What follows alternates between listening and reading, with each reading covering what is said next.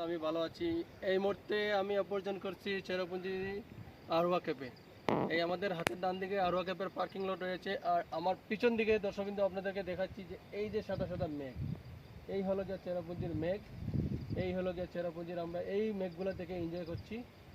আর এই আমাদের সামনে কিন্তু পাড়ের ওই পাশটায় রয়েছে বাংলাদেশের কোম্পানিগঞ্জ, সাতক, ওই এরিয়াটা রয়েছে। এই মুহূর্তে কিন্তু বাংলাদেশে অনেক পানি হয়ে গেছে, কারণ বেশ কয়েকদিন ইন্ডিয়াতেও বৃষ্টি হয়েছে। বৃষ্টির জন্য বাংলাদেশের বিভিন্ন জায়গায় ফ্লাড। আর আমাদের এই পাশের যে ভিউটা দেখতে পাচ্ছেন আপনারা, এটা হচ্ছে গিয়ে চেরাপুঞ্জি, যেটা প্রপার সিটি যেটাকে বলে, এই মার্কেট যেটা হয়।